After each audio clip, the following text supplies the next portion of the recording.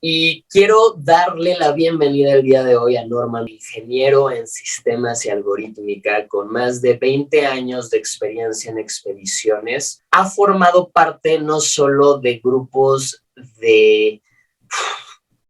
La verdad es que intento ponerlo en palabras, a veces sintetizarlo en una frase y no sé cómo resumir en una frase todo lo que haces, pero la verdad es que el día de hoy me siento muy honrado de tener como invitado a Norman, uno de los mayores expertos a mis ojos de todo lo que tiene que ver con educación experiencial que cree transformaciones profundas en las personas que pasan por procesos transformacionales en las experiencias más fuera de lo que uno puede imaginarse que se puedan llevar a cabo en la naturaleza y que al mismo tiempo está trabajando día con día de forma práctica, no solo con la UMA, la Universidad del Medio Ambiente del Valle de Bravo, sino con proyectos que van de lo público a lo privado, todo con el fin de llevar a cabo procesos de ecología profunda y regeneración de ecosistemas. Y mucho de lo que yo no sé, yo no entiendo todavía a profundidad, pero que espero que podamos disectar aquí un poquito y sacar un poquito, un par de gotas de semillas del conocimiento de Norman para realmente tener algo práctico que podamos empezar a aplicar el día de hoy. Ya para no dar más vueltas, Norman, un gusto tenerte aquí, un gran Muchas honor. gracias. Cuéntame cómo te agarramos el día de hoy, cómo te encuentras. Bueno, pues buenos días, Jero. Muchas gracias por esta oportunidad de venir a compartir un poquito, a platicar un poquito con la gente acerca de mi experiencia y de lo que ando haciendo allá afuera en el monte, en muchos montes. Y ahorita estoy en Valle de Bravo, vivo en Valle de Bravo, feliz de la vida en el bosquecito. Estoy aquí en mi casita, tranquilito, listo para conversar de un tema que me apasiona. Y Norman, me gustaría que me cuentes un poquito digo, yo siempre, que cada que escucho una nueva cosa, una nueva historia tuya, algo sin duda me sorprende y maravilla, pero me gustaría si puedes compartir un poquito con la audiencia que nos ve el día de hoy. ¿Quién eres? ¿Qué estás haciendo el día de hoy? Y cómo has llegado a este punto, porque digo, creo que intento ponerlo en una frase, pero sé que eso, el quién eres, qué has hecho y qué estás haciendo el día de hoy, da para escucharte por días de plática. Pero viniendo de tu boca, compártenos un poquito. Muy bien, pues muchas gracias de nuevo. Pues mira, yo me considero un hombre explorador que inspira. Desde chiquito siempre he tenido una relación muy cercana con el monte, con la naturaleza, con la vida. Gracias a mis papás, unos intensos del deporte, desde chiquito siempre me llevaron a caminatas, a campamentos, a distintos lugarcitos, Barranca del Cobre, Chalcatzingo, muchos lugarcitos, Cacaluta, que pues en esas épocas no eran como mainstream de vacaciones, y esas eran mis vacaciones: ir a caminar, entrar en relación con el monte, con lo natural, con el agüita, con el fuego, con la tierra, con el aire, con la gente que habita en esos lugarcitos. Y desde chiquito siempre me sentí muy a gusto ahí, me sentí muy tranquilo, muy a gusto en la naturaleza, en el monte afuera, ¿no? Siempre me ha gustado estar afuera. Y pues eso fue mucha parte de mi infancia. Siempre me ha gustado mucho el deporte y siempre me gustó mucho salir. Y más o menos cuando tenía 17 años, entré a trabajar a un campamento aquí en Valle de Bravo, el campamento Pipiol. Y ahí en el campamento Pipiol, pues empecé a llevar a los chavos, ¿no? Al Nevado de Toluca, a hacer rapeles, a acampar, a hacer hikings. Y pues para mí era la fórmula perfecta, ¿no? No podía creer que yo podía tener un trabajo de esos y que podía recibir un pago por lo que amaba, por lo que me apasionaba, ¿no? Grandemente. Y fue pues posiblemente ahí, ¿no? Desde primero yo desde chiquito y luego en el campamento en Pipiol, donde me empecé a dar cuenta del poder transformativo que tienen las experiencias extraordinarias afuera en la naturaleza, ¿no? Y que ocurrían transformaciones importantes, no solo en mí, sino lo empezaba a ver en otras personas, ¿no? Más adelante de Pipiol, estuve en el Club Alpino, en la UDLA, en la Universidad de las Américas, en Puebla, y ahí estudié ingeniería en sistemas, y ahí teníamos el club alpino, y pues el pretexto era viajar por México sin que nos costara llevando gente, ¿no? A la montaña y escalar. Y me acuerdo un día estábamos en el Iztaccíhuatl, eran casi 20 personas que íbamos subiendo al Iztaccíhuatl, yo ya había subido varias veces, pero más o menos ahí en el amanecer, cerquita del refugio de los 100, como que me pegó fuerte, ¿no? Ver tanta gente ahí en el Iztaccíhuatl y que yo no tenía mucha formación profesional o mucha idea de qué hacer si ocurría un incidente o ocurría cualquier cosa, ¿no? Entonces, como que me prendió un poquito el foquito de la necesidad de prepararme de manera profesional, ¿no? Hacia, pues si quería dedicarme de esto. Y pues empecé a tomar cursos, certificaciones, algunos en México, otros en el extranjero, porque en México no había mucha oferta de este tipo de prácticas profesionales en esa época. Entonces salí mucho en Sudamérica, Estados Unidos, y me empecé a formar, y cuando salí de la universidad tuve la gran oportunidad de venirme a vivir a Valle, con el trabajo que quería de director operativo de Pipiol y encargado como de toda esta parte de las aventuras, de las experiencias transformativas. Y estuve varios años ahí hasta que decidí salir, tomar mi propio vuelo y yo sabiendo que México es un mundo, es un universo en sí que tiene N cantidad de ecosistemas, N cantidad de lugarcitos que presentan las oportunidades perfectas para realizar estos viajecitos.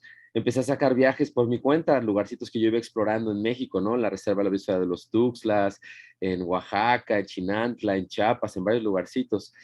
Pero fue justamente ahí donde como que ya lo empecé a enmarcar este poder transformativo, ¿no? Y me acuerdo una anécdota muy particular que fue como muy abridora de ojos, ¿no? Muy eye-opening, que estaba con un grupo de ingleses que en aquella época trabajaba yo 2 meses con ellos, eran programas de 2 meses, los recibí en México, los metíamos un mes completo en una comunidad chiquita en la Reserva de la Biosfera de los Tuxtlas en Veracruz, en la comunidad de López Mateos. Y ahí pasábamos un mes completo de inmersión profunda en el México, profunda en su gente, en su naturaleza, en su cultura, en su comida. Y después de ese mes salíamos de viaje, nos echábamos un mes completo de viaje desde Veracruz, por todo México, hacia el sur, hacia el sureste, para acabar en Isla Mujeres. Y en uno de estos viajecitos, venía una participante, una chava inglesa, que justamente acababa de terminar su carrera de medicina, de médico, allá en Inglaterra.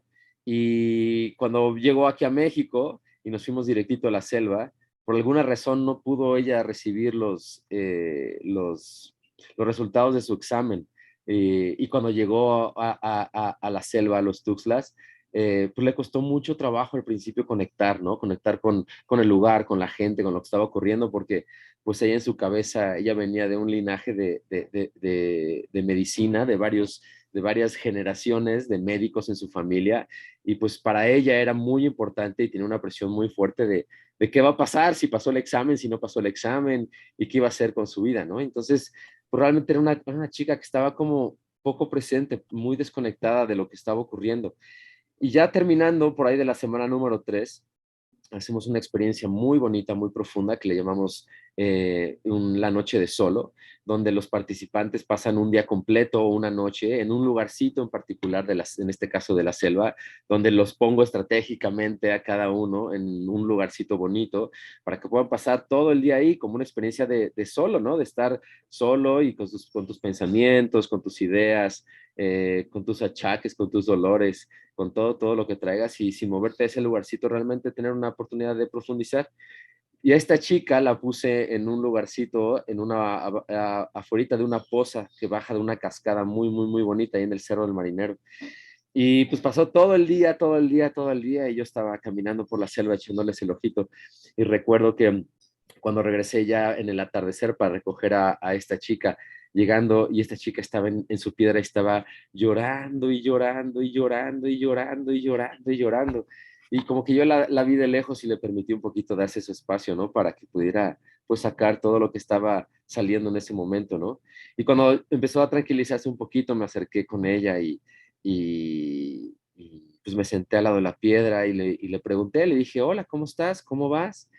y ella como limpiándose las lágrimas, como enderezándose un poquito, guardó un poquito de silencio. Y después del silencio me dijo en inglés, ¿no? Porque ella era inglesa. Y me decía, oye, Norman, pues es que, eh, pues estoy como muy, muy impactada, estoy muy overwhelmed por todo lo que me está ocurriendo. Y le digo, ¿por qué? Me dice, porque llevo aquí 3 semanas y en 3 semanas no he podido estar presente, no he podido conectar con nada porque en mi cabeza ya pinté los 3, 4 o 5 o 10 escenarios posibles de qué va a pasar con mi vida, si paso el examen, qué va a pasar, si no paso el examen, qué va a pasar, qué va a decir mi familia.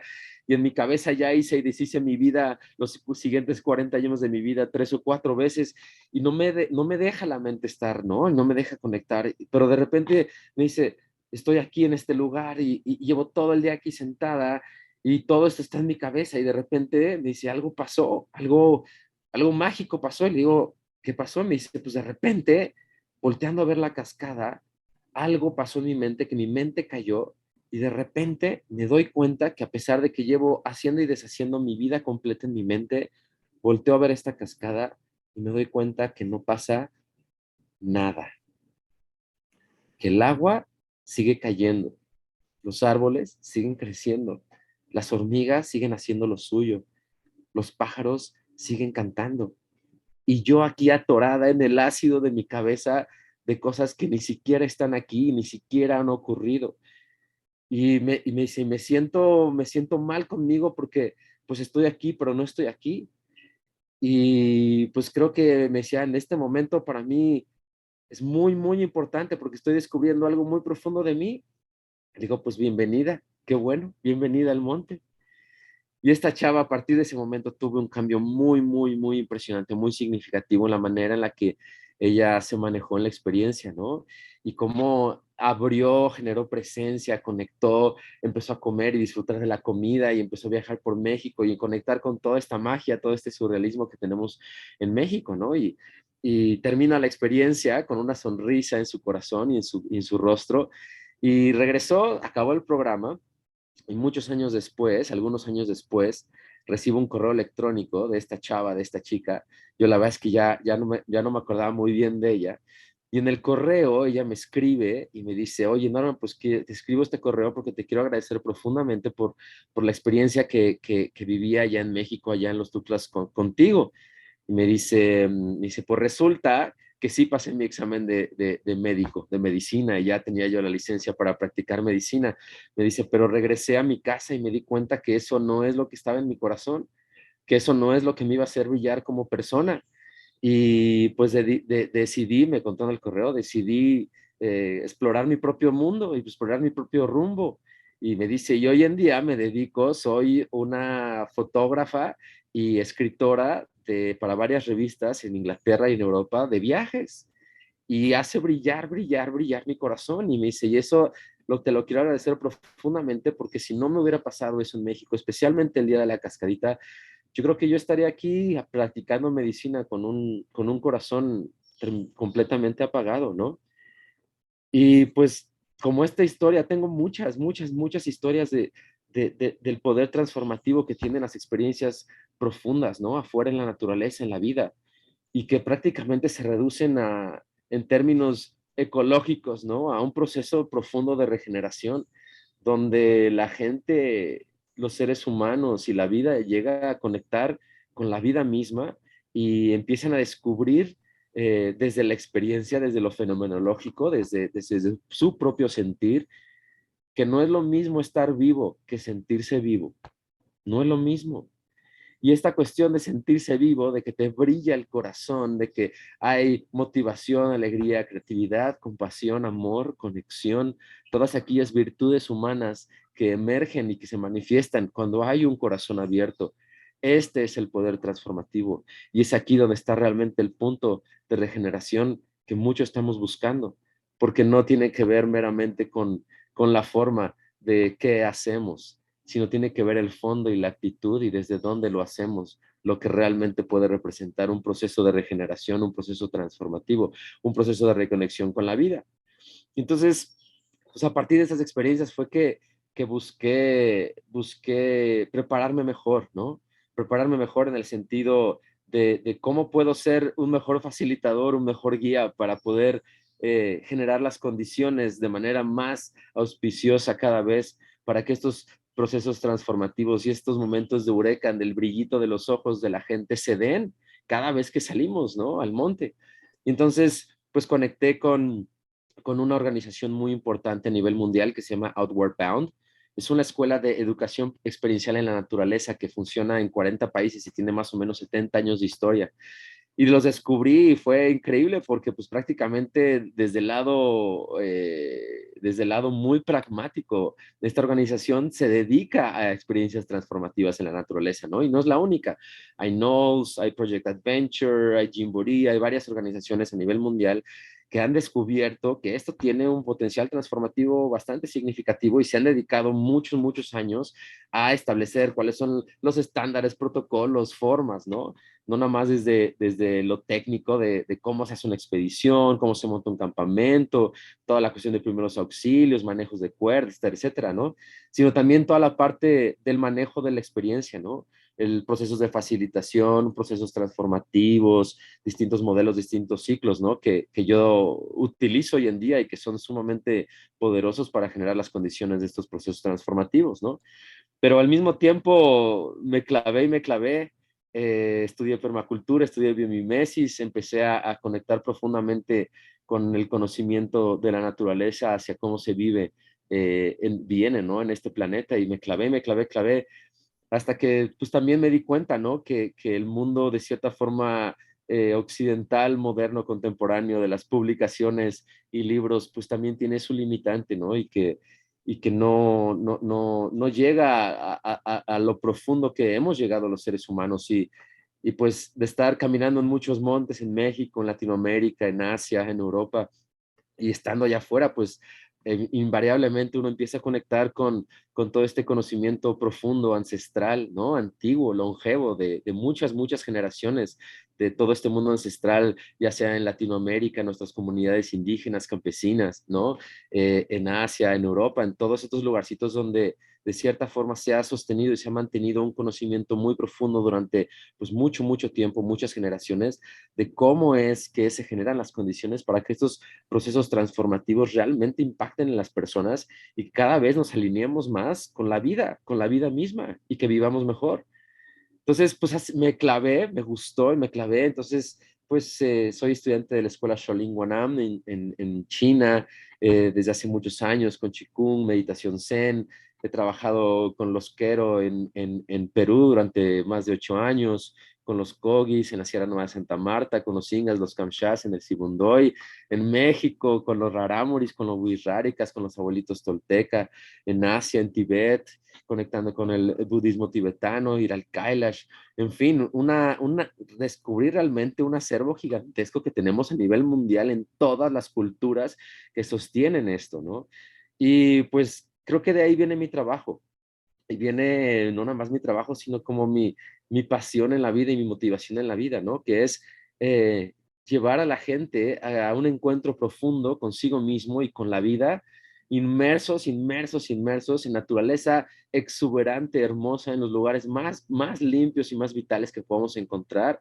Y todo eso alrededor, enmarcado y contenido con la cosmovisión de la gente que habita en estos lugares y que son los expertos y los maestritos que conocen estos lugarcitos, estos caminitos y estos mapas que pueden llevarnos a nosotros, a los seres humanos, a estos encuentros sumamente, sumamente profundos.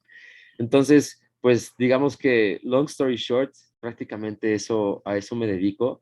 Y la otra parte de mi trabajo, que es el complemento perfecto del diseño y de la facilitación de estas experiencias transformativas para la gente, es cómo desarrollamos todos estos lugarcitos, estas comunidades, estos proyectos, estos lugares, para que cada vez se encuentren en mejor cuestión de calidad de vida, que al mismo tiempo eso resulta ser el atractivo turístico o experiencial primario que buscamos, ¿no? Llegar a un lugar donde no nada más el entorno natural es exuberante, limpio y vital, sino que encuentras una comunidad de seres humanos con una alta calidad de vida, ¿no? Y donde hay una vinculación muy estrecha entre la calidad de vida de los lugares, de los ecosistemas y la calidad de vida humana.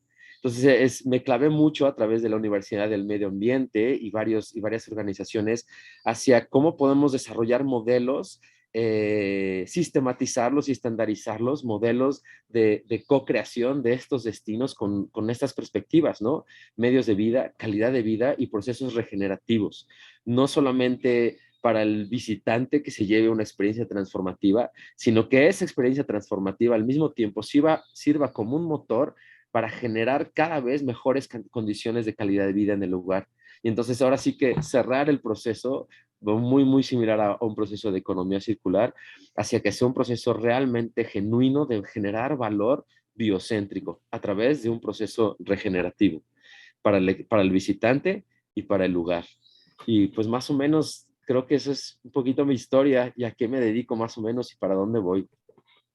Creo que esa es una introducción que digo, sé que podríamos seguir hablando y sacando de cachito en cachito otros 6 días de plática solo para la introducción, pero que creo que queda claro no solo la experiencia, sino para mí me gustaría compartirte que quizás mi forma de explicar lo que fue la experiencia, de estar en una de todos los procesos experienciales que guías, y fue como esta sensación de yendo a la película de Matrix, Morfeo con la pastilla y azul, pero, digo, la pastilla Sí, roja y azul, pero completamente diferente. En vez de con esta versión nihilista de la realidad está podrida, despierta otra realidad peor, esta parte de no, güey, la vida, o sea, es emocionante, no se trata de escapar a ver qué realidad es más pútrida y quién gobierna a quién, sino de darnos cuenta de cómo todos somos células de este mismo sistema y de que para empezar a transformar el sistema tienes que empezar a darte cuenta que eres esa célula, que eres parte de todo un organismo y no individual, ¿no? Me ayudó mucho a darme cuenta que yo era parte del organismo y que es muy gracioso porque es increíble cómo integras esta parte de la ingeniería en sistemas, pero llevándola a casos prácticos humanos, ¿no? Y para mí todo este entendimiento de que yo no era nada más un engranaje, sino que como célula de un sistema tenía una participación en que podía reclamar de cierta forma para ser responsable y tomar mi responsabilidad como parte del sistema, o no, seguir jugando a que yo soy una célula independiente y todo lo demás existe como independiente a mí.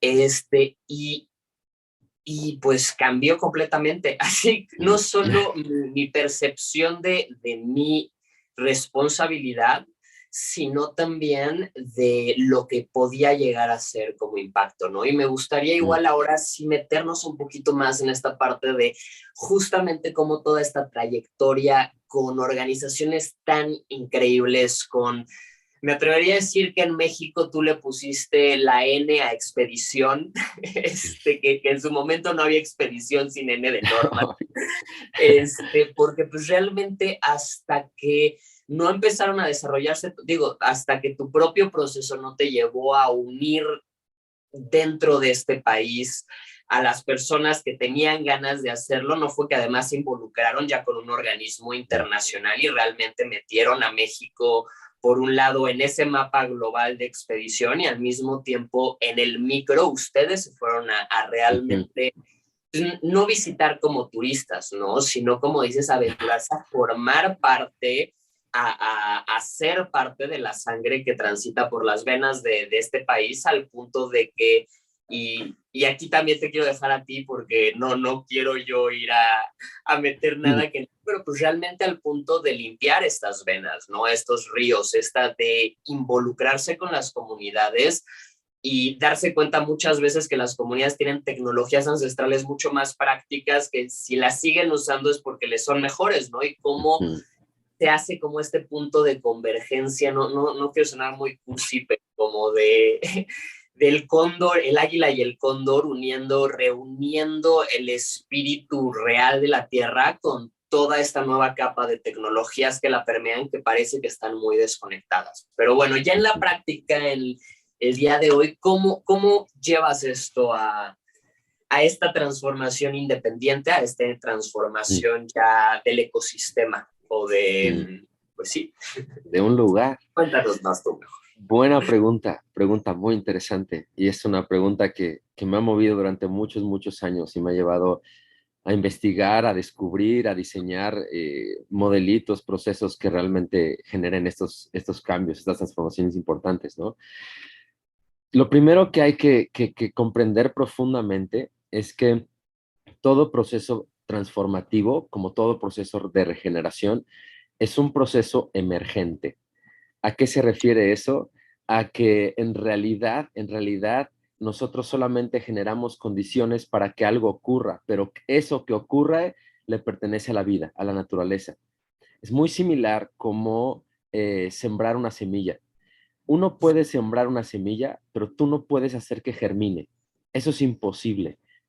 Que germine le pertenece a la vida, ¿no? En el mundo asiático, en el mundo de la paradigma de la medicina china. Volvíamos Bueno, a la medicina china. estábamos hablando un poquito de la propiedad emergente de los procesos transformativos. Y, y hablábamos de este ejemplo análogo, ¿no? De que uno puede sembrar una semilla, pero no puede hacer que germine. La germinación de una semilla le pertenece a la vida, ¿no? En el mundo en el paradigma de la medicina china, a esto le llaman el chi, el prana, ¿no? El causa y la energía vital. Y el Kenji de esta energía vital es un grano de arroz enterrado en la tierra y tres rayitos de energía vital que hacen que germine este granito de arroz. Pero eso realmente le pertenece a la vida.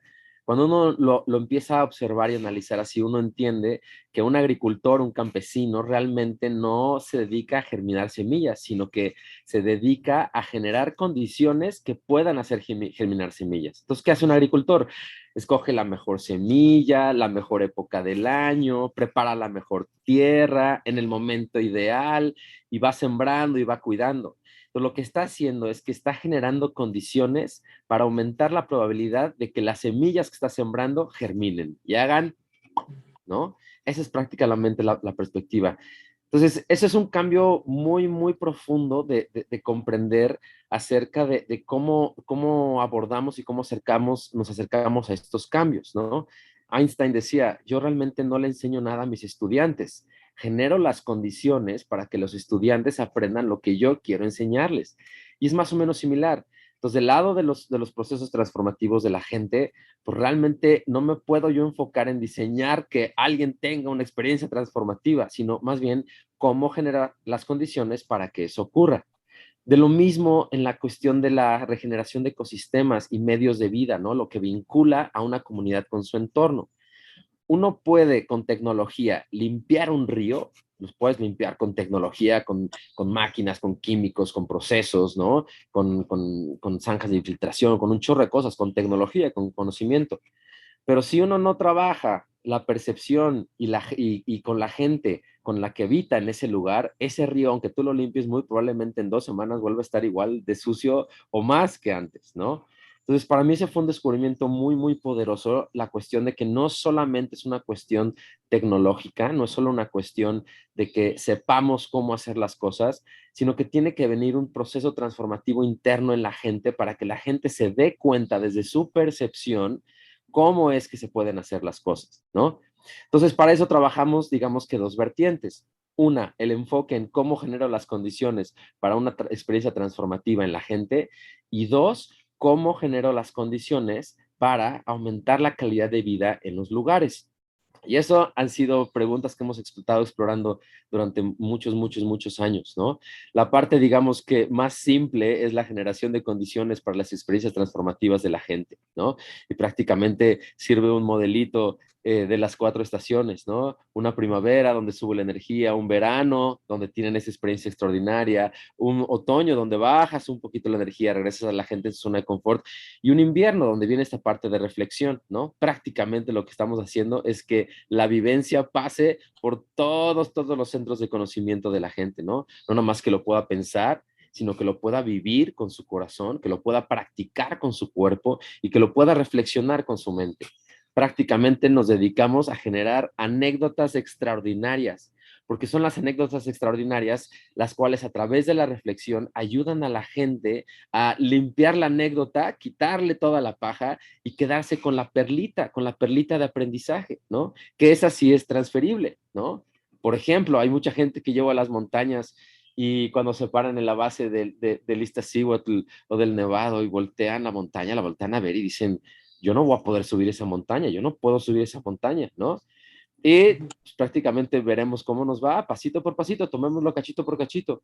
Y poquito a poquito la gente va subiendo, va subiendo, va subiendo, va subiendo con su esfuerzo, van pasando muchas cosas, hasta que de repente, sin que se dé cuenta, ya está arriba de la montaña. Y baja la montaña, y cuando baja la montaña, lo más extraordinario que les pasa es que lo primero que se dieron cuenta es que ellos no creían que fueran a ser capaces de hacer algo que la experiencia misma les está diciendo que sí lo pueden hacer, ¿no? Entonces, más allá de la anécdota de subí el Iztaccíhuatl, que es una anécdota, ¿qué hay detrás de esa anécdota, no? Y a través de ciertas preguntas, ya en un momentito de echando quesadillas, echando taquito, terminando la expedición y, oigan, pues, ¿qué fue lo más impresionante que vivieron el día de hoy? Pues esto, esto, esto. Oye, ¿y por qué fue tan importante para ti? ¿Por qué fue tan impresionante para ti? ¿No? Entonces, con estas preguntas muy, muy simples, la gente primero saca su anécdota y después de la anécdota la limpia y en este caso, pues la anécdota es, pues logré subir el Iztaccíhuatl, aunque yo juré que no lo iba a poder hacer. Y bueno, ¿y por qué eso es tan importante? ¿Por qué fue tan impresionante para ti? Y viene ahí el descubrimiento y viene la conexión. Y la gente responde, ¿no? Pues porque me di cuenta que soy capaz de hacer cosas que yo mismo no me creo capaz de hacer. Y eso no es algo que se lo dijiste tú, es algo que su experiencia misma, su esfuerzo mismo lo llevó a darse cuenta y tener ese eureka. Y esa persona está empoderada, porque cuando regrese a su contexto y se enfrente a otra montaña, no necesariamente una montaña, a una situación en el trabajo, a una situación familiar, a una situación personal, la sensación de impotencia o de miedo es muy similar o prácticamente igual a la experiencia interna de estar parado en esa montaña y sentir esa impotencia o ese miedo, ¿no? Y recordar y decir, hoy yo ya estuve aquí y me acuerdo que esto que me asusta, esto que me parece imposible, yo recuerdo que yo lo pude hacer. Entonces toman las montañas, toman las situaciones de la vida desde otra perspectiva.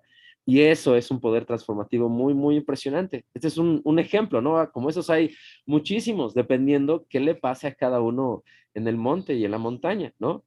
La magia de esto es que cuando uno siembra una intención, el monte escucha y el monte responde. Y la vida, curiosamente, acomoda las cosas para que vivamos las cosas, las experiencias que nos van a llevar a esos descubrimientos profundos y liberadores, ¿no? Y transformativos de nosotros mismos, ¿no?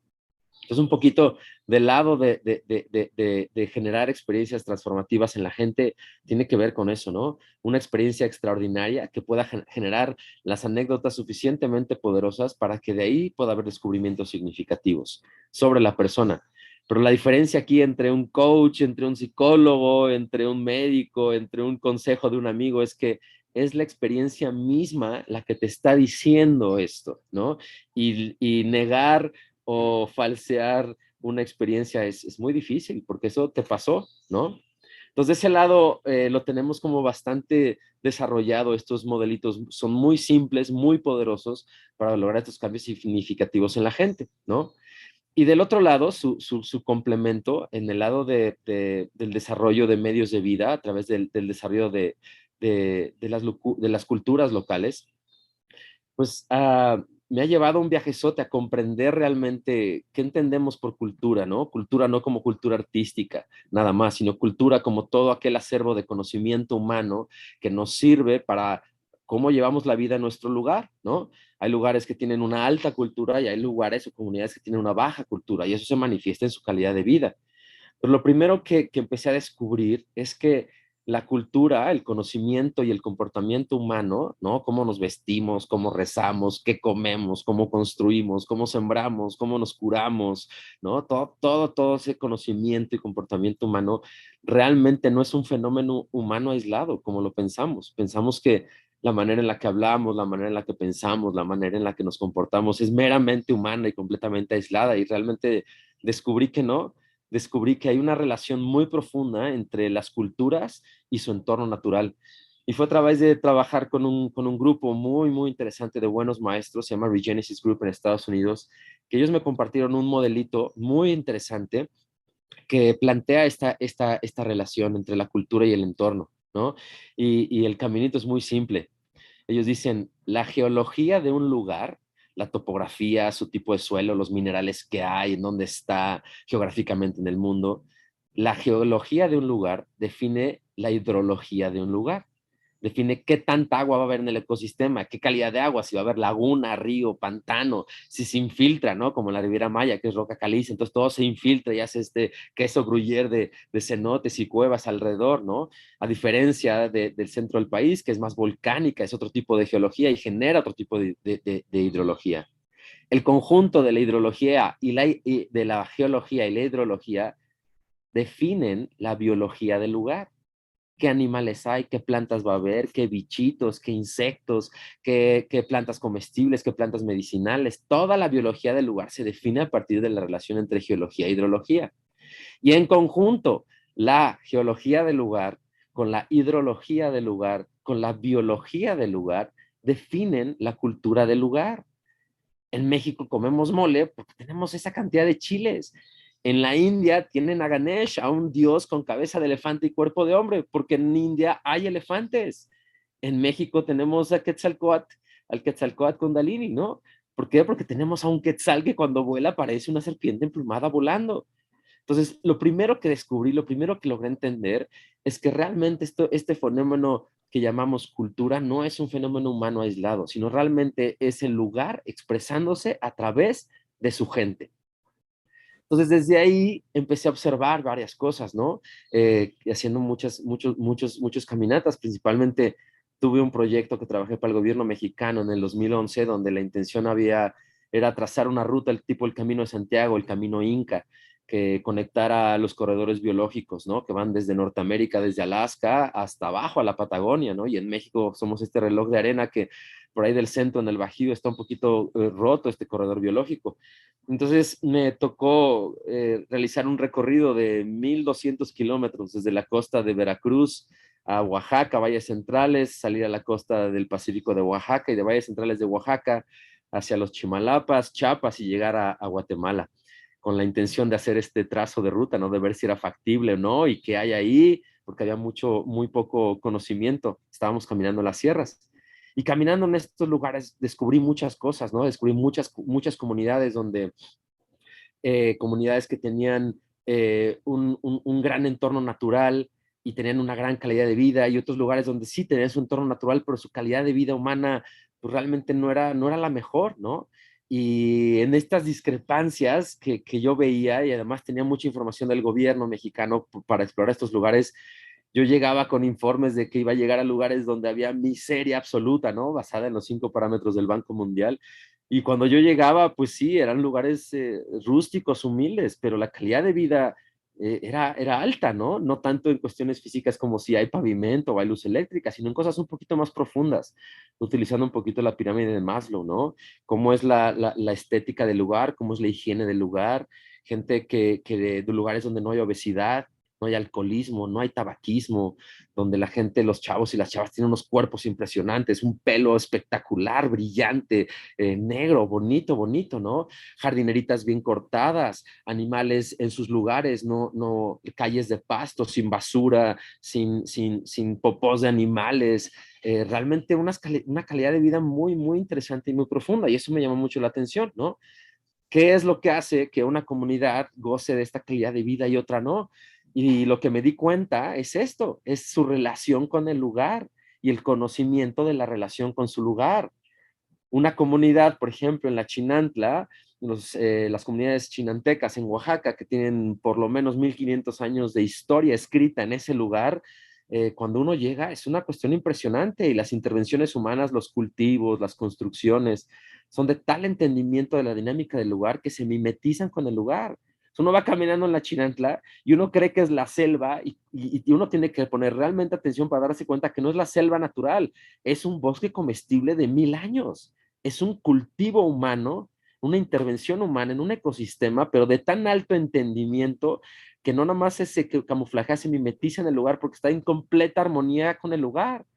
Uno va a los Andes peruanos con las comunidades Quero y va caminando por los Andes, y a lo lejos ves lo que parecen cuevas que se mimetiza con el lugar, y cuando te acercas, pues son casas, son rancherías muy bien hechas, con la roca del lugar, en perfecta armonía con ese lugar. Y a mí ese conocimiento fue el que me llamó la atención, ¿no? Dentro de sus grandes vertientes, desde lo burdo hasta lo sutil, desde la comida, el alimento, sobrevivencia, hasta cuestiones de economía, educación, espiritualidad, etcétera, etcétera.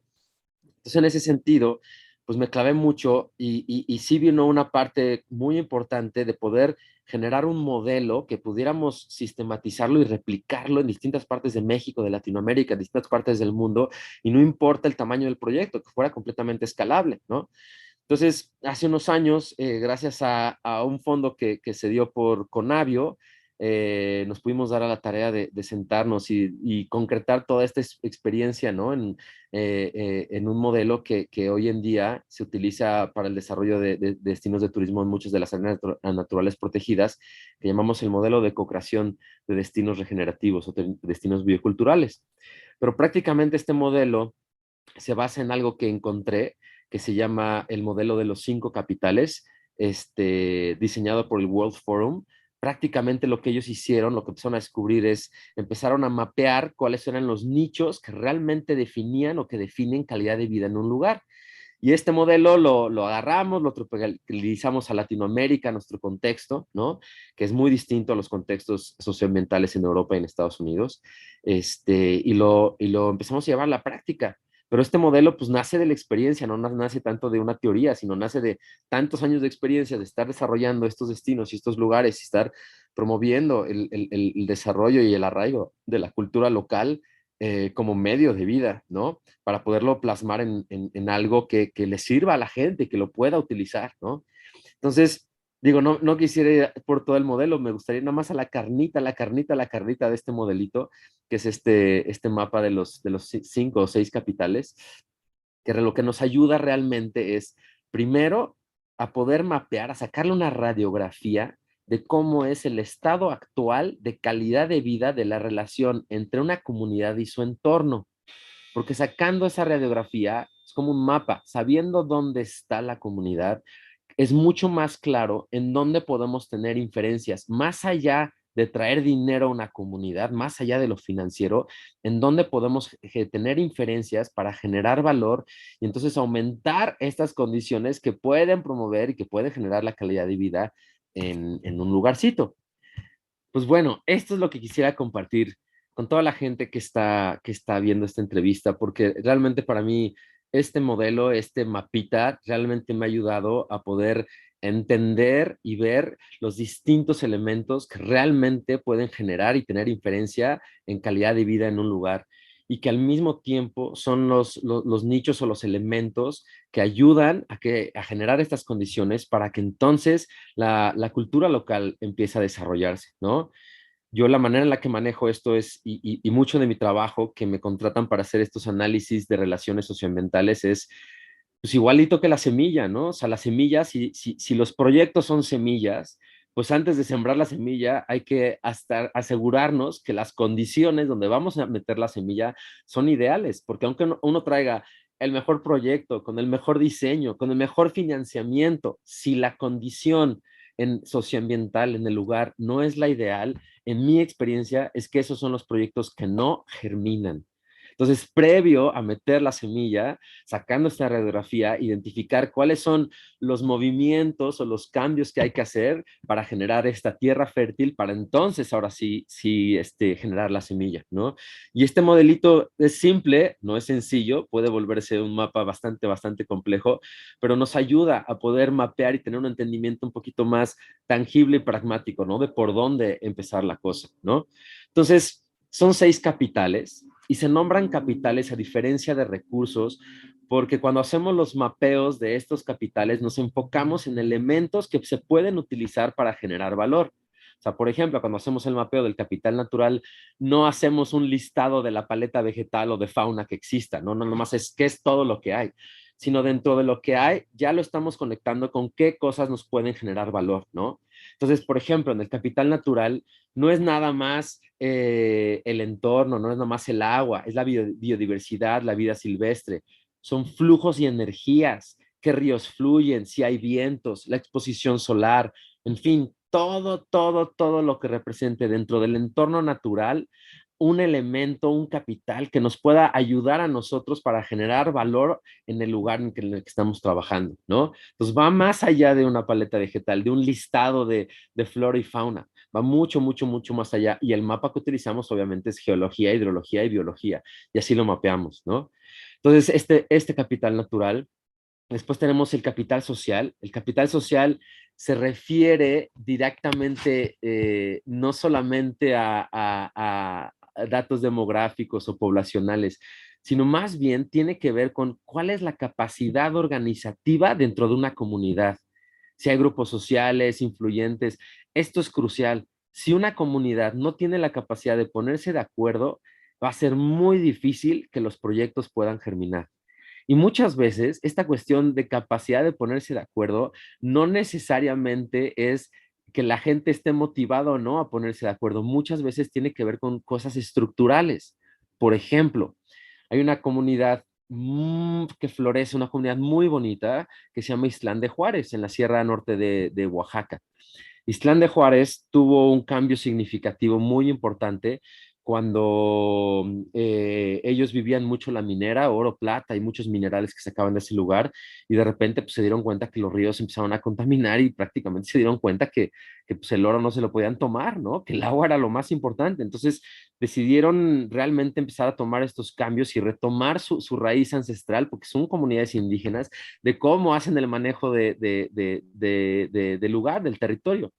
Y una de las primeras cosas que transformaron fue su estructura de toma de decisiones, prácticamente la estructura ejidal. Ellos cuentan y así te dicen, no, cuando tenemos la estructura ejidal normal, que prácticamente es la asamblea y el comité ejecutivo, el comisariado, no, hombre, llegábamos a las 8 de la mañana los domingos a la asamblea, nos pasábamos todo el día completo, cada quien traía sus problemas y se volvían discusiones y pleitos, y que si tú y que si la basura y que si el camino, y nos tomaba, dicen, todo el día y salíamos a las 7, 8 de la noche, todo el mundo votaba porque ya está cansado, ya era domingo, ya te quieres ir y votaban nada más porque sí, y salíamos todos enojados unos con otros, salíamos de estar en pleito todo un día. Dice, y después ellos se dieron cuenta que pues les faltaba un componente, ¿no? Esta estructura, no nada más la asamblea, todos los ejidatarios, no nada más el comisariado, sino les faltaba un comité administrativo, lo que antiguamente era el Consejo de Ancianos, un organismo de personas de prestigio, de longevidad en la comunidad, que más allá del comisariado, del secretario, de todos ellos, le puedan dar longevidad y visión a largo plazo de los proyectos. Entonces hicieron este cambio estructural y pusieron un comité de ancianos, la asamblea y el comisariado. Entonces dice, y ahora nada más con ese cambio estructural funciona de la siguiente manera. La gente tiene un mes completo para llevar a la asamblea sus problemáticas o las situaciones que quiere discutir en la asamblea. Durante ese mes, el comisariado y este organismo juntan todas esas problemáticas o peticiones y primero las agrupan, porque normalmente terminan siendo las mismas, las agrupan. Entonces, de 300 o 400 peticiones resultan ser 4 o 5 temas. Una vez que las agrupan, este mismo organismo está encargado de generar por lo menos 2 o 3 soluciones posibles para cada situación. Y evidentemente, pues no todo el conocimiento está en la comunidad. Entonces, este organismo conecta con otras personas expertos en el tema cuando necesitan ayuda, expertos de afuera. Generan estas soluciones y cuando llegan a la asamblea una vez al mes, el domingo, simplemente lo que hace la gente es que presenta la agrupación de problemas, presentan las situaciones y la gente ya no discute sobre problemas, sino que vota sobre soluciones. Y el cambio fue abismal, dicen la gente, dicen, ahora entramos a las 10 de la mañana, salimos a la 1 de la tarde, no hay pleitos, votamos, tomamos decisiones en conjunto y además salimos, y como salimos en conjunto, nos echamos una super comida todos juntos.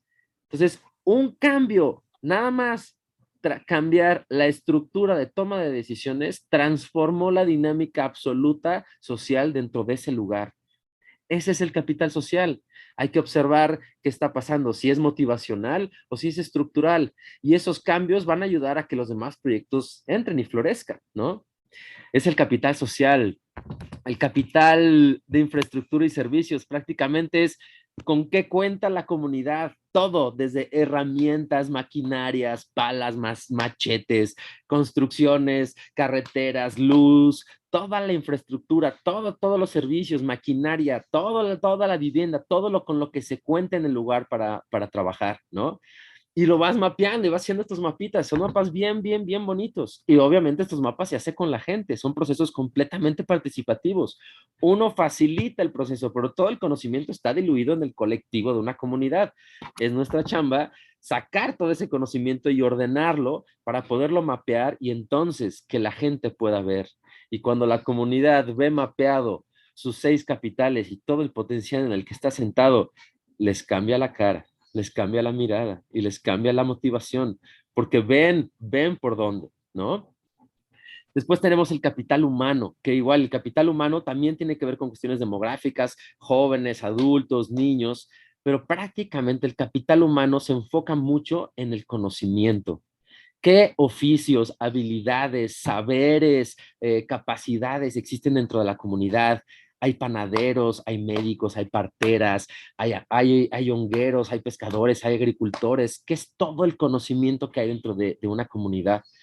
Porque, como bien me lo decía un abuelito náhuatl en Chilchotla, en Puebla, me decía, no me sirve de nada que la planta esté aquí si yo no sé que esa planta cura mi panza. Y eso es conocimiento. No es que la planta esté o no esté. Eso es conocimiento. Y de ahí este capital que toma en cuenta toda esta cuestión cultural, inclusive la lengua, porque la lengua es un factor determinante en esta cuestión de vida, ¿no? Este abuelito tolteca en este náhuatl en Chichotla me decía, conservar el náhuatl no es por artesanía, no es por nostalgia, no es nada más por una parte de un museo o algo longevo, es por practicidad, me decía.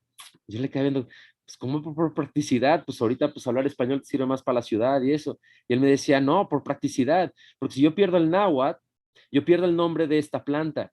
Y si yo pierdo el nombre de esta planta que me cura, esta planta deja de existir. Entonces, para curarme la panza, en lugar de ir a recoger esta planta, tengo que salir de mi pueblo, ir a una ciudad, a ganar dinero para comprar la medicina que originalmente me lo hubiera podido curar si yo hubiera sostenido mi náhuatl, ¿no? Entonces, todo ese conocimiento entra dentro del capital humano. Y es una parte que se mapea y es una parte bien bonita. Y cuando la gente de una comunidad ve todo el conocimiento que hay dentro de su comunidad, no nada más en su persona o en su familia, pues abre inspiración a este potencial, ¿no? El capital financiero, que también es sumamente importante, sumamente importante. Y el capital financiero no es solamente cuánta lana hay en la comunidad, tiene que ver con potencial, tiene que ver con sus capacidades de cuánto, qué ingresos tienen, si tienen cajas de ahorro, si tienen accesos a créditos, a pensiones, accesos a fondos, pueden ser gubernamentales, pueden ser de una ONG, las remesas, todas las capacidades que se puedan encontrar o todas las formas que se puedan encontrar en la cual la comunidad pueda tener acceso a este capital financiero, ¿no? Que cuando uno observa este mapa es muy curioso porque de todos los capitales, ahorita vamos con el tiempo-espacio, por el capital natural, el capital social, el capital de infraestructura y el capital humano, todos esos capitales tienen un valor en sí mismo. El agua, la gente, el conocimiento, las herramientas, tiene valor en sí mismo. El único que no tiene un valor en sí mismo es el capital financiero. No tiene un valor en sí mismo, es un valor nada más asignado o especulativo. Pero es este capital financiero el que permite que los demás capitales se intercambien y por eso tiene ese valor, ¿no? Pero en el mundo moderno occidental estamos haciéndolo al revés. Creemos que el valor financiero, el capital financiero, tiene un valor en sí y por eso le asignamos tantísimo valor cuando es ficticio. Y desvalorizamos los demás capitales porque creemos erróneamente que para obtener cualquier capital necesitamos del financiero, pero no necesariamente. Y entonces ahí abres el panorama, porque si el pretexto de los proyectos es no se arrancan porque no hay lana, pero hay una oportunidad de mapear valor donde se puede generar a través de otras formas que no necesariamente son dinero, entonces abre potencial y la gente se inspira y la gente se motiva y prendes esa chispita con la que utilizas para transformar y regenerar, ¿no? Entonces, estábamos viendo esta parte donde lo primero es identificar las distintas capitales con las que ya cuenta una comunidad para identificar la riqueza o el valor real que ya tiene la comunidad. Y estamos justo en esta parte donde más allá todavía del capital financiero, el valor real se puede encontrar, me atrevería a decir, en el ingenio o la creatividad de lo que se puede hacer con los recursos que se identifica que cuenta la comunidad. Exacto. Y Sí. de ahí Y de ahí, y bueno, no nomás el conocimiento, por eso mapearlo de distintas formas, porque todos estos elementos en conjunto ayudan a generar estas condiciones, ¿no? Y por último, bueno, por último, que para mí es el más relevante, es el capital tiempo-espacio. Y este capital fue el último que logramos identificar o reconocer como punto de acupuntura donde realmente puede haber una transformación importante. Y este siempre pasa desapercibido. Muchas veces, muchos de los proyectos se diseñan en las oficinas, en las ciudades, donde la gente pues, tiene un manejo del tiempo-espacio muy distinto al mundo rural, ¿no? Y cuando llegan estos diseños al mundo rural, de repente la historia cambia un poquito porque pues, la dinámica del tiempo-espacio en el mundo rural es distinto, ¿no? Por ejemplo, estábamos en Chihuahua trabajando con las comunidades rarámuris, dando capacitaciones y ayudar a generar estos experiencias transformativas del lado de las experiencias rarámuris junto con la mano del mono, ¿no? Y pues dentro de las varias experiencias que estábamos formulando tenía que ver con esta cuestión del arte, ¿no? El arte rarámuri, cómo utilizan elementos de su bosque, de su sierra, para generar objetos culturales, ¿no? Desde vasijas, textiles, cestrería, muchas, muchas cosas, ¿no? Y había una señora que era la maestra en tejedora de las cestres, ¿no? Y queríamos conectar con ella para que él entrara al proyecto, ¿no? Y el proyecto estaba basado en cerquita de Divisadero. Y esta señora vivía en una comunidad un poquito alejada. Y entonces, platicando con la señora, pues estábamos muy emocionados. Oiga, señora, pues que usted es la buena, buena, buena de tejer las canastitas, las estrerías, y pues, nos interesaría mucho que se incorporara al proyecto. Podemos generar mucho valor y buena chamba, y ya sabes, todas las mieles que pintamos. Y ella respondió algo muy, muy humano, muy, muy sencillo, y dijo, pues me gustaría mucho, jóvenes, y les agradezco mucho, ¿no? La oportunidad, pero no es algo que yo quisiera hacer. Y me dio curiosidad, le digo, ¿y se puede saber por qué, señora? Me dice, sí, muy fácil, porque pues si yo me meto a trabajar en este proyecto, significa que yo tengo que ir a Divisadero. Para ir a Divisadero me toma unas 2 horas caminando. Eso significa que voy a tener que pasar prácticamente todo el día afuera. Si yo paso todo el día afuera, eso significa que mis hijos se quedan en la casa solos, y los que lo va a educar va a ser la televisión. Y yo no quiero que mis hijos los eduque la televisión. Y tómela. Y me quedé sin palabras, ¿no? Me quedé y dije, tiene toda la razón. Eh, ¿Cómo es que valorizamos el tiempo que tenemos, ¿no? Y esta cuestión muy occidental, muy citadina del ser productivos y del trabajo, ¿no? Sin entender la magnitud de algo más amplio que se llama el sustento, ¿no? El sustento de la vida humana no es nada más el trabajo, no es nada más el dinero, no es nada más la comida, son muchas cosas, ¿no? Es tiempo con la familia, tiempo de descanso, tiempo de diversión, tiempo de contemplación, muchas cosas que envidiamos nosotros del mundo rural en la ciudad, ¿no? Y que cuando queremos bien intencionados ayudar a estas comunidades, no nos damos cuenta que los estamos metiendo en un ritmo en el que pues no va a jalar, y que van a perder uno de estos grandes, grandes, grandes valores, ¿no? Que es tener tiempo. Un viejito en Chiapas me decía, hablando de este tema, me decía, mira, muy curioso, tú fíjate, en las ciudades todo el mundo tiene relojes, pero nadie tiene tiempo. En el campo nadie usa reloj, pero todos tenemos tiempo. Y me pegó mucho, ¿no? Entonces, este capital resulta muy relevante, lo conecté mucho con el mundo andino, con el concepto de Pacha, ¿no? Que Pachamama es la madre del tiempo-espacio, Pacha es tiempo-espacio, ¿no? Hacia realmente mapear y descubrir cuáles son los ritmos de una comunidad. cuáles son los ciclos de trabajo, los ciclos de siembra, cuáles son las fiestas populares, cuáles son los momentos de descanso, los momentos de esparcimiento, qué hacen en sus tiempos libres. Todo este manejo que tiene que ver con el lugar, con el espacio, pero con el manejo del tiempo y que termina siendo determinante en la calidad de vida de la gente, ¿no? Entonces, cuando uno hace este trabajito participativo, divertido, hermoso, muy descubridor y logra mapear estos capitales y la gente ve todo el conocimiento, todos los capitales, todo lo que se tiene en una sola comunidad para poder trabajar, pues realmente inspira, pero al mismo tiempo, pues sale a la luz los patrones, ¿no? Sale a la luz dónde hay que meterle. Igual el capital social es muy bajo, aunque el capital natural sea muy alto. Entonces, antes de meter el proyecto, pues vamos a trabajar el capital social o con el capital humano, ¿no? En muchos proyectos, en Ajá, Metzabok, por ejemplo, en Chiapas, con la mano del mono, sabía solamente ya una señora que sabía hilar a mano, desde el algodón, hilar y hacer los textiles, ¿no? Y esto, pues, se estaba olvidando, se estaba perdiendo hasta que a través de llevar a la gente a hacer turismo, a tener estas experiencias y a tener estos tallercitos, que un enfoque muy poderoso, este es un tip de $1,000,000, enfóquense en los oficios, es lo que conecta a la gente con su lugar y ahí están los conocimientos. Entonces, esta capacidad de poder transformar un elemento natural en un objeto cultural, como hilar o un textil, pues para la gente es realmente poderoso. Entonces, empezar a llevar a la gente y la gente de la comunidad, al empezarse a dar cuenta que los güeros, los de afuera, los foráneos, empezaban a chulear a la señora por este conocimiento de saber hilar y a la gente le interesaba y empezaban a aprender. Después de unos años, ya no había una señora, una viejita, ya habían 6 chavas que recuperaron ese conocimiento y lo estaban retomando, mucho a partir, pues, de que la gente de afuera les chuleaban este conocimiento, ¿no? Entonces, sirve para, primero, darse cuenta cuál es la situación actual de calidad de vida de una comunidad en función de la relación con su entorno, ¿no?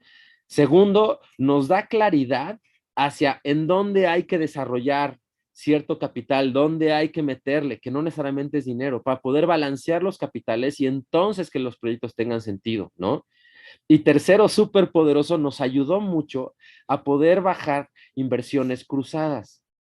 Normalmente lo que pasa a nivel ONGs o a nivel gobierno es que cada secretaría, cada comisión, cada ONG tiene un enfoque muy particular, ¿no? Sedesol al desarrollo social, CONAMP a las áreas naturales protegidas, CONAVIO a la biodiversidad, etcétera, etcétera. Sectur al turismo, y etcétera, ¿no? Y entonces, cuando un proyecto de esta naturaleza que realmente está vinculando turismo con entorno natural, con capacidad social, con conocimiento humano, con distribución financiera, etcétera, no era tan claro cómo cada organización podía meter una inversión de dinero, o de capital, o de trabajo, o en especie, ¿no? Pueden ser hasta en especie o de gente, y cómo se ve reflejado directamente en su tema de interés y no nada más se diluye en el colectivo de un proyecto de turismo de esta naturaleza, ¿no?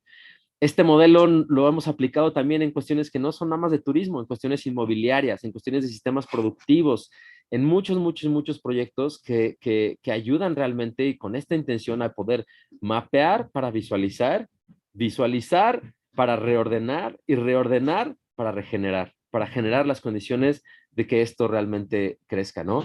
Y es un proceso muy bonito porque termina siendo un ciclo virtuoso, donde la gente al descubrir su lugar y trabajar en su lugar, el lugar toma un atractivo mucho más impresionante. Y al ser más atractivo, pues es más atractivo al turismo. Y entonces empieza a mover este motorcito, ya no hacia la degeneración del lugar, sino la regeneración del lugar, enfocándonos como esta experiencia transformativa, qué es lo que hace único a cada lugar, ¿no? Y agarrarnos de ahí y crecerlo, florecerlo, exaltarlo, para que realmente sean lugares que florezcan. Y por lo tanto, podemos tener estas experiencias o plataforma de experiencias transformativas, que no solamente son para el visitante, sino para todo lo que esté involucrado dentro de este sistema. ¿Va? Entonces, así, long story short, más o menos este es una de las herramientas que me gustaría compartirles. Es muy pragmática, es muy tangible, y da una muy, muy, muy buena idea para dimensionar de la situación de una comunidad, de su entorno y cuál sería el caminito para poder realizar este proceso de regeneración. ¿Mm? Ah, y digo, con esto realmente me quedo con ganas de hablar de tanto más, porque además sé que tus campos de experiencia, pues esto quizás como lo estoy tomando, pues, es como un espacio general o central, pero de ahí ya cada capital te desarrolla a tantas, tantas, tantas como raíces, Sí. pero creo que realmente para empezar a trabajar, para empezar a hacer una identificación del valor neto que tiene cada comunidad cuando se integra, esto me parece invaluable y te agradezco muchísimo por traernoslos a este espacio. Y pues espero que de aquí surjan, esto sea semilla para muchas, muchas, muchas cosas. Espero en algún otro momento poder meternos con muchos más temas y que este proyecto pues siga evolucionando, porque pues justamente es donde se empieza, ya ni siquiera son propuestas, porque no son cosas que tal vez pudieran funcionar, sino que son cosas que ya están llevándose a cabo, que ya están funcionando y que es pues como tú dijiste, ¿no? Me di cuenta de que Outward Bound ahí estaba y entonces entré a todo este nuevo mundo que bajé para acá y aquí es, a ver, juntando tu experiencia con Outward Bound, con UMA, con tu experiencia personal, con el trabajo de energía y una parte quizás más espiritual y también de voluntad sobre mente, sobre cuerpo, ¿no? Ujú. Tener una idea central para de ahí empezar a agarrar y decir, bueno, y de aquí podemos ya identificando hacia dónde lo queremos dirigir, ¿no? Ya sabiendo, pues es eso, ya sabiendo el poder que como comunidad tenemos, ¿qué vamos a hacer con esto, no? Y creo que esa cosita realmente es invaluable porque es lo que te permite saber el valor que tienes Ujú, y de exacto, dónde valga la empezar. redundancia, exacto, ¿no? Y no sé, hay un poquito anidado a esto, siempre me preguntan ya muy tangiblemente, me preguntan, oye, ¿cómo te acercas a una comunidad? ¿Cómo llegas? ¿Cómo empiezas? ¿No? Y pues en mi experiencia hay dos formas de hacerlo, de arriba hacia abajo o de abajo hacia arriba. De arriba hacia abajo es la forma institucional, ¿no? Es buscar al comisariado, a las autoridades de la comunidad, y vengo por parte de cierta ONG o cierto proyecto, y se puede trabajar. Pero de verdad, en mi experiencia, de abajo hacia arriba funciona mejor. De abajo hacia arriba con la gente, es con la gente. Yo lo primero que hago cuando voy a un lugar antes de decir que me dedico a esto y que proyectos y que llevar gente, simplemente soy un viajero. Soy un viajero que voy a este lugar y a conectar con lo bonito y me vuelvo un viajero y primero lo descubro de esa parte humana, ¿no? Y dónde están los chavitos que te llevan a los ríos, que saben dónde está la piedra, de dónde brincar y dónde está la liana, y estar con los chavitos en el río y luego caminar por la comunidad y conectar con una señora y sentarte, echar un cafecito, un pancito y que te empiece a platicar y dejar una buena anécdota, ¿no? Y dejar una relación y entablar realmente, entablar una relación, ¿no? Porque en este mundo rural ha sido muy maleado y han llegado N cantidad de personas de gobierno y de ONGs a prometer N cantidad de cosas y ya están maleados, ya están cansados, ¿no? De eso. Entonces, creo que lo que a mí me ha funcionado es que, primero que nada, ven que es una conexión genuina, que es un ser humano que descubre maravillas en ese lugarcito, ¿no? Y después vuelvo a ir y vuelvo a ir y ya hasta que estoy seguro que puedo sacar una ruta, pues ya les digo, oigan, pues yo me dedico a esto y me gustaría traer gente y cómo ven y empezar a construirlo desde ahí, ¿no? No siempre trabajo con la comunidad completa, hay comunidades donde primero trabajo con una familia, luego otra familia, y luego al ver que los vecinos, al ver que a esta familia les está funcionando, pues también ya les empieza a interesar y entonces voltean a ver, ¿no? Es una estrategia que se utiliza mucho el Consejo Civil Mexicano para la silvicultura sostenible. Ellos se dedican mucho a agricultura y conectar bosque y comunidad, ¿no? Y cuando empezaron con los cultivos biodinámicos y orgánicos, pues en aquí las comunidades cerquita de Valle, no todas las familias le querían entrar, ¿no? Muchas familias, pues, oye, pues yo ya sé hacer esto de esta forma, ¿por qué lo haría distinto? Entonces empiezan con una o dos familias, ¿no? Y ha pasado de repente aquí arribita, cerquita de Amanalco, hubo un año de una helada impresionante, ¿no? Y ese año las cosechas de habas, los cultivos de habas de las familias que estaban trabajando con el Consejo Civil se mantuvieron de pie. Y entonces los vecinos voltearon a ver a las chacras, a las milpas y decían, oye, ¿cómo le hiciste? Porque pues la mía sí se quemó. Y entonces con la helada, ¿no? Y entonces ya a partir de esta petición, de esta curiosidad, el año que entra ya no eran 2 familias, ya eran 5. Y el año que entra ya son 15. Y el año que entra son 30. Y así se va permeando, ¿no? Pero tiene que ver más con un contagio que con un convencimiento. Ese es el secreto. Convencer es muy difícil, muy desgastante, requiere de muchos argumentos y te lo van a batear, porque estás hablando de ego a ego, ¿no? Pero el contagio es la puerta de atrás, nadie lo ve, es como cuando estás con un amigo, ¿no? Y ese amigo te empieza a contar una anécdota que le fue increíble y que estuvo de viaje, que estuvo espectacular, y sin que te des cuenta, tú también ya estás prendido, ya estás ahí metido en esa emoción, en esa energía, ¿no? O cuando alguien llega a contarte algo que le hicieron y está muy enojado porque y de repente sin darte cuenta y sin que sea tu problema, tú también ya estás enojado, ¿no? Y también, sí, qué injusto. El contagio, el contagio. Y yo no puedo contagiar nada que no sea. Y si yo quiero contagiar una sonrisa de corazón, pues tengo que ser una sonrisa de corazón. Y si quiero contagiar esta posibilidad de conectar con la vida, no para estar vivo, sino para sentirme vivo, pues tengo que sentirme vivo, porque eso va a permear y la gente se va a dar cuenta. Y ese contagio, en mi experiencia, es el punto de acupuntura más poderoso para poder transformar realidades, porque entonces viene desde una convicción propia, desde una motivación, no desde una obligación, desde un convencimiento o desde una imposición o de una ley. Entonces, mi consejo sería, salgan, salgan, salgan, salgan, conecten con el monte, conecten con la vida, conecten con la gente, ¿no? Y vuélvanse esto que quieren ustedes llevar a otros lugarcitos. Son estas relaciones humanas, estas relaciones con el lugarcito, ¿no? Que te empiezan a abrir estas puertitas hacia la magia, la sabiduría y la belleza que existe en estos mundos del México profundo. Y que úrgenos compartir con todos aquellos seres que estén listos y que estén dispuestos a que la vida les toque el corazón. Porque una vez que eso ocurra, agárrense muchachos, ya no hay vuelta para atrás. Jo, gracias por compartir, gracias por ser, Norman, y gracias por este ratito que con todas y todas, pues yo estoy seguro que va a dejar no solo en una, digo, en mí ya dejó esa semilla, siempre queda algo y pues que sé que Qué va a ser. chido, carnal.